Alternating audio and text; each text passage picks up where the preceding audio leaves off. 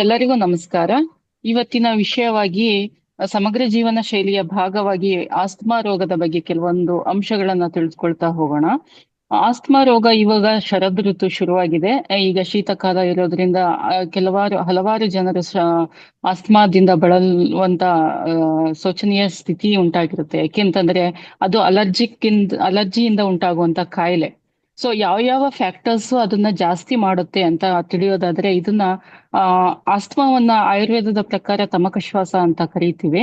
ಅದರಲ್ಲಿ ಏನೇನು ದೋಷಯುಕ್ತ ಗಾಳಿಯನ್ನ ತೆಗೆದುಕೊಂಡಾಗ, ಮತ್ತೆ ಧೂಳು, ಅಗರಬತ್ತಿ, ಸೊಳ್ಳೆ ಬತ್ತಿ, ಸಾಂಬ್ರಾಣಿ ಹೊಗೆ, ಇಂಥ ಹೊಗೆಯಂತ ಕುಡಿಯಿರುವಂತ ಗಾಳಿಯನ್ನ ನಾವು ಶ್ವಾಸದ ಮೂಲಕ, ಉಸಿರಿನ ಮೂಲಕ ತೆಗೆದುಕೊಂಡಾಗ ಅದು ಟ್ರಿಗರ್ ಆಗುತ್ತೆ.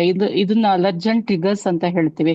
ಈಗಾಗ್ಲೇ ಅವರು ಆಸ್ತಮಾದಿಂದ ಬಳಲ್ತಾ ಇರ್ತಾರೆ. ಅದ್ರ ಜೊತೆಗೆ ಈ ಕೆಲವಾರು ಅಂಶಗಳು ನಾನು ಏನ್ ಹೇಳ್ತಾ ಹೋಗ್ತಾ ಇದ್ದೀನಿ ಅದನ್ನ ಟ್ರಿಗರ್ ಮಾಡುತ್ತೆ. ಅದು ಜಾಸ್ತಿ ಉಬ್ಬಸವನ್ನ ಮಾಡುತ್ತೆ. ಮತ್ತೆ ಕಂಟ್ರೋಲ್ ಮಾಡ್ಲಿಕ್ಕೆ ಆಗೋದಿಲ್ಲ, ಶ್ವಾಸವನ್ನ ತೆಗೆದುಕೊಳ್ಳಕ್ ಆಗೋದಿಲ್ಲ. ಮತ್ತೆ ಉಸಿರಾಟಕ್ಕೆ ಬಹಳ ತೊಂದರೆಯನ್ನ ಉಂಟು ಮಾಡಂತ ಸ್ಥಿತಿ ಅಂತ ಆಗುತ್ತೆ. ಅದು ಬೇರೆಯವರು ಸ್ಮೋಕ್ ಮಾಡ್ತಾ ಇರುವಾಗ ಪಕ್ಕದಲ್ಲಿ ಈ ಕಾಯಿಲೆ ಬಳಲ್ತಾ ಇರೋಂತವ್ರು ನಿಂತಿದ್ರೆ ಅದು ಸೆಕೆಂಡರಿ ಸ್ಮೋಕರ್ಸ್ ಅಂತ ಕರಿತೀವಿ.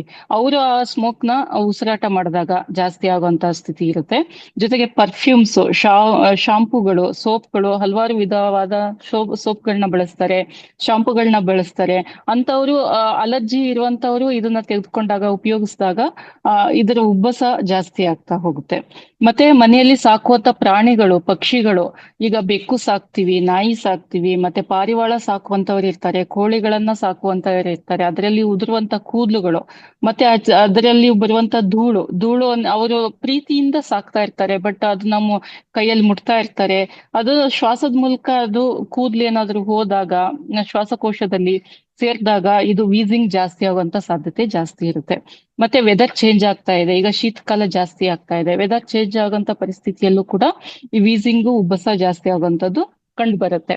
ಇದು ಹೇಗೆ ಲಕ್ಷಣಗಳನ್ನ ಮಾಡುತ್ತೆ ಅಂತಂದ್ರೆ, ಒಣ ಕೆಮ್ಮು ಜಾಸ್ತಿ ಇರುತ್ತೆ, ಮತ್ತೆ ಹೃದಯದ ಬಡಿತ ಜಾಸ್ತಿ ಇರುತ್ತೆ, ಮತ್ತೆ ಎದೆಯಲ್ಲಿ ಬಿಗಿತಾ ಇರುತ್ತೆ, ಟೈಟ್ನೆಸ್ ಇರುತ್ತೆ. ಸೊ ಅಂತವ್ರು ಪಾಪ ಉಸಿರಾಡ್ಲಿಕ್ಕೆ ತುಂಬಾ ತ್ರಾಸ್ ಪಡ್ತಾ ಇರ್ತಾರೆ. ಒಂದೊಂದು ಉಸಿರು ತೆಗೆದುಕೊಳ್ಳುವಾಗ್ಲೂ ಬಹಳ ಕಷ್ಟದ ಸ್ಥಿತಿಯನ್ನ ಅನುಭವಿಸ್ತಾ ಇರ್ತಾರೆ. ಸೊ ಇದರಲ್ಲಿ ಏನ್ ಚೇಂಜಸ್ ಆಗುತ್ತೆ, ಈ ತರ ಪರಿಸ್ಥಿತಿ ಇರೋಂತವ್ರು ಶ್ವಾಸಕೋಶದ ಒಳಗಡೆ ಏನ್ ಚೇಂಜ್ ಆಗುತ್ತೆ ಅಂತ ಹೇಳೋದಾದ್ರೆ, ಈಗ ಒಂದು ಲಂಗ್ಸ್ ಅಂತ ಹೇಳ್ತೀವಿ, ಶ್ವಾಸಕೋಶ. ಅದ್ರಲ್ಲಿ ಶ್ವಾಸನಾಳ ಇರುತ್ತೆ. ಅದ್ರಲ್ಲಿ 3 lobes left side, 2 lobes right side ಇರುತ್ತೆ. ಅದರಲ್ಲಿ ಆಲ್ವಿಯೋಲೈ ಅಂತ ಒಂದು ಸಣ್ಣ ಸಣ್ಣ ಚಿಕ್ಕ ಗಾಳಿ ತುಂಬಿಸಿಡುವಂತಹ ಕೋಶಗಳಿರ್ತವೆ. ಅಲ್ಲಿ ಕಫ ಉತ್ಪತ್ತಿಯಾಗಿ ಆ ಕಫ ಏನಾಗುತ್ತೆ, ಒಣಗಿದಂತ ಸ್ಥಿತಿಯನ್ನ ತಂದ್ಕೊಳ್ಳುತ್ತೆ. ಅದು ಒಣಗ್ಬಿಟ್ಟು ನಾಳಗಳಲ್ಲಿ ಮತ್ತೆ ಚಿಕ್ಕ ಚಿಕ್ಕ ಗಾಳಿ ಚೀಲಗಳಲ್ಲಿ ಅಂಟ್ಕೊಂಡ್ಬಿಡುತ್ತೆ. ಅಂಟ್ಕೊಂಡಾಗ ಅದು ನಾಳಗಳೆಲ್ಲ ಸಂಕುಚಿತವಾಗುತ್ತೆ. ಸಂಕುಚಿತ ಆದಾಗ ನಾವು ಏರ್ ಪಾಸ್ವೇ ಏನಿರುತ್ತೆ, ಶ್ವಾಸವನ್ನ ತೆಗೆದುಕೊಂಡಾಗ ಗಾಳಿ ಸಾಕಾಗೋದಿಲ್ಲ ಶ್ವಾಸಕೋಶಕ್ಕೆ. ಆಗ ಬಿಗಿತ ಉಂಟಾಗುತ್ತೆ. ಅದು ಕಫ ಆಚೆನೂ ಬರೋದಿಲ್ಲ, ಅಲ್ಲಿ ಕರ್ಗೋದು ಇಲ್ಲ. ಅಂತಹ ಪರಿಸ್ಥಿತಿಯಲ್ಲಿ ಇವರು ತುಂಬಾ ಕಷ್ಟ ಪರಿಸ್ಥಿತಿಯನ್ನ ಎದುರಿಸ್ತಾ ಇರ್ತಾರೆ. ಸೊ ಹಾಗಾಗಿ ಉಬ್ಬಸ, ವೀಸಿಂಗ್ ಅಂತದ್ದು ಜಾಸ್ತಿ ಕಂಡು ಬರುತ್ತೆ.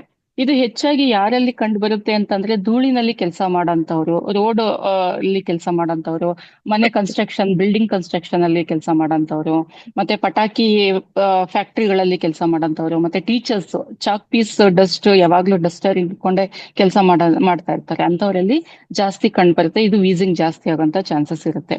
ಸೊ ಇದನ್ನ ಹೇಗೆ ಕಂಟ್ರೋಲ್ ಮಾಡಬಹುದು ಅಂತ, ಈಗ ಅಪತ್ಯ ಇದು ಏನೇನ್ ಮಾಡಬಾರ್ದು ಇಂಥವ್ರು ಅಂತ ಹೇಳೋದಾದ್ರೆ, ಅಲರ್ಜಿಕ್ ಫುಡ್ ನ ಅವಾಯ್ಡ್ ಮಾಡ್ಬೇಕು. ಕೇಕು, ಪೇಸ್ಟ್ರಿ, ಮತ್ತೆ ಬೇಕರಿ ಉತ್ಪನ್ನಗಳು, ಮತ್ತೆ ಶೀತ ಜಲವನ್ನ ಜಾಸ್ತಿ ಕುಡಿಯುವಂತವ್ರು, ಐಸ್ ಕ್ರೀಮ್ ತಿನ್ನೋಂಥವ್ರು, ರೆಫ್ರಿಜರೇಟರ್ ಇಂದ ತಂಪು ಪಾನೀಯಗಳನ್ನ ಕುಡಿಯುವಂಥದ್ದು, ಅದನ್ನೆಲ್ಲ ಅವಾಯ್ಡ್ ಮಾಡ್ಬೇಕಾಗುತ್ತೆ. ಮತ್ತೆ ಮೊಸರು, ಹಾಲಿನ ಉತ್ಪನ್ನಗಳು, ಕೆಲವು ಹಾಲು, ಮೊಸರು ತಿಂದಾಗ ಇದು ಜಾಸ್ತಿ ಆಗುತ್ತೆ. ಬೆಣ್ಣೆ ತಿಂದಾಗ, ಮತ್ತೆ ಚೀಸ್ ಅಂತ ತಿನ್ನೋಂತ ಅಭ್ಯಾಸ ಇರುತ್ತೆ, ಅದನ್ನ ತಿಂದಾಗ ಜಾಸ್ತಿ ಆಗಂತ ಚಾನ್ಸಸ್ ಇರುತ್ತೆ. ಮತ್ತೆ ಮಲ್ಗೋಕ್ ಮುಂಚೆ 1-2 ಅವರ್ ಮುಂಚೆನೆ ಊಟ ಮಾಡ್ಬೇಕು. ನಿದ್ದೆ ಮಾಡ್ತಾ ಇದ್ದಾರೆ ಅನ್ನುವಾಗ 2 ಅವರ್ ಮುಂಚೆನೆ ಊಟ ಮಾಡಿ ಮುಗಿಸ್ಬಿಡ್ಬೇಕು. ಕೆಲವೊಂದು ವಾಕಿಂಗ್, ಎಕ್ಸರ್ಸೈಸ್ ಎಲ್ಲ ಮಾಡ್ಬೇಕಾಗುತ್ತೆ. ಅದ್ ಮುಂದೆ ತಿಳಿಸ್ತಾ ಹೋಗ್ತೀನಿ. ಇಂಥವ್ರು ಯಾವ ತರ ಆಹಾರವನ್ನ ತೆಗೆದುಕೊಳ್ಬೇಕು ಅನ್ನೋದಾದ್ರೆ, ಅಕ್ಕಿ, ಜೋಳ, ರಾಗಿ, ಬಾರ್ಲಿ, ಮತ್ತೆ ಸೊಪ್ಪುಗಳನ್ನ ಅಂತದ್ದು ನುಗ್ಗೆ ಸೊಪ್ಪು, ಪಾಲಕ್ ಸೊಪ್ಪು, ಮೆಂತ್ಯ ಸೊಪ್ಪು ಅಂತದ್ದು ಬಳಸಬೇಕು. ಮತ್ತೆ ದಾಳಿಂಬೆ, ಪರಂಗಿ ಹಣ್ಣು, ಮತ್ತೆ ಉಷ್ಣ ಗುಣವುಳ್ಳ ಹಣ್ಣು ತರಕಾರಿಗಳನ್ನ ಬಳಸಬೇಕಾಗುತ್ತೆ ಹೆಚ್ಚಾಗಿ. ಮತ್ತೆ ಸುಕೋಷ್ಣ ಜಲವನ್ನ ಆ ಉಪಯೋಗಿಸ್ಬೇಕು ಕುಡಿಲಿಕ್ಕೆ. ಸುಕೋಷ್ಣ ಜಲ ಅಂತಂದ್ರೆ ಉಗುರು ಬೆಚ್ಚ ನೀರು, ಕಾಯಿಸಿ ಕುದಿಸಿ ಆರಿಸಿದಂತ ನೀರನ್ನ ಉಪಯೋಗಿಸ್ಬೇಕಾಗುತ್ತೆ. ಮತ್ತೆ ಸಾತ್ವಿಕ ಆಹಾರ ಸೇವನೆ, ಮತ್ತೆ ಬೂದುಗುಂಬಳ ಜ್ಯೂಸು ಕುಡಿಯುವಂಥದ್ದು ಇದನ್ನು ಕೂಡ ಮಾಡ್ಬೇಕಾಗುತ್ತೆ. ಮನೆ ಮದ್ದು ಹೇಳ್ಬೇಕು ಅಂತಂದ್ರೆ ವೀಳ್ಯದೆಲೆ, ಒಂದು ವೀಳ್ಯದೆಲೆ, 5 ತುಳಸಿ ಎಲೆ, ಮತ್ತೆ ಅದ್ರ ಜೊತೆ ಒಂದು ಲವಂಗ, ಅದ್ರ ಜೊತೆ ಸ್ವಲ್ಪ ಪಚ್ಚಕರ್ಪೂರ ಸೇರಿಸಿ ಅದನ್ನ ಮಡಚಿ ಪ್ರತಿದಿನ 1 ಬಾರಿ 1 ರಿಂದ 2 ವಾರಗಳ ಕಾಲ ಅದನ್ನ ಸೇವನೆ ಮಾಡ್ತಾ ಬಂದ್ರೆ ಅವರಲ್ಲಿ ಕಂಟ್ರೋಲ್ ಆಗುತ್ತೆ. ಮತ್ತೆ ಆಡಸೋಗೆ ಸೊಪ್ಪು ಅಂತ ಸಿಗುತ್ತೆ.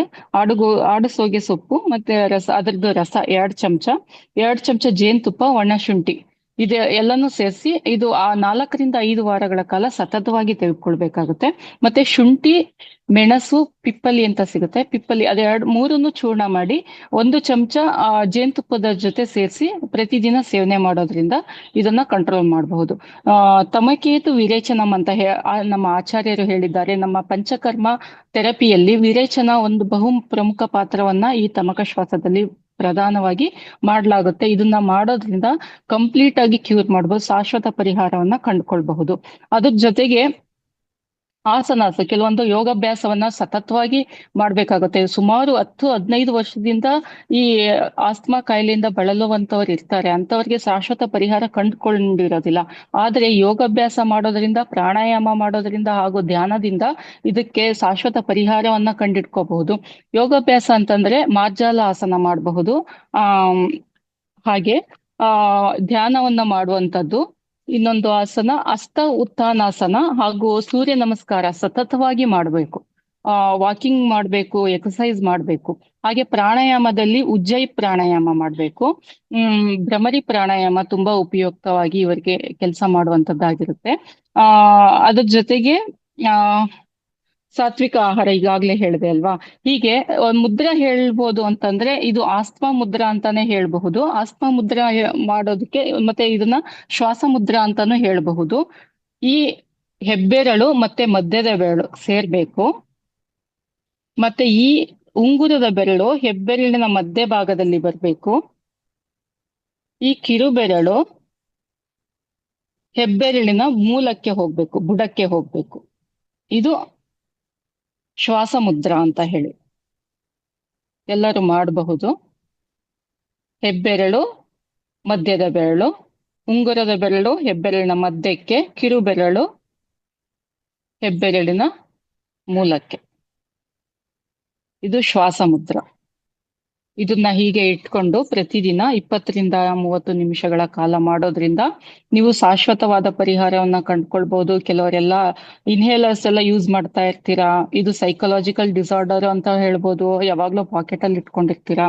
ಅದನ್ನೆಲ್ಲ ತಪ್ಪಿಸ್ಬೋದು ಅಂತಂದ್ರೆ ಸತತವಾದ ಯೋಗಾಭ್ಯಾಸ, ಪ್ರಾಣಾಯಾಮ, ಧ್ಯಾನ ಇದೆಲ್ಲದನ್ನ ಪ್ರಾಕ್ಟೀಸ್ ಮಾಡ್ಕೊಂಡು ಸಾತ್ವಿಕ ಆಹಾರವನ್ನ ಕಂಡುಕೊಂಡು ಮತ್ತೆ ಈಗ ಏನೇನು ಕಾರಣದಿಂದ ಟ್ರಿಗರ್ ಆಗುತ್ತೆ ಅದನ್ನೆಲ್ಲ ಅವಾಯ್ಡ್ ಮಾಡೋದ್ರ ಮೂಲಕ ನೀವು ಆಸ್ತಮಾದಂತಹ ಕಾಯಿಲೆಯಿಂದ ಗುಣಮುಖರಾಗಬಹುದು ಅಂತ ಹೇಳ್ತಾ ಈ ವಿಷಯವನ್ನ ತಿಳಿಸ್ಕೊಡ್ಲಿಕ್ಕಾಗಿ ಇವತ್ತು ಅವಕಾಶ ಮಾಡಿಕೊಟ್ಟಿದ್ದ ಮಹಾವತಾರ್ ಫೌಂಡೇಶನ್ಗೆ ನನ್ನ ಕೃತಜ್ಞತೆಯನ್ನು ಸಲ್ಲಿಸುತ್ತೆ. ಎಲ್ಲರಿಗೂ ನಮಸ್ಕಾರಗಳನ್ನ ತಿಳಿಸುತ್ತಾ ನನ್ನ ಈ ಮಾತುಗಳನ್ನ ಮುಗಿಸುತ್ತೇನೆ.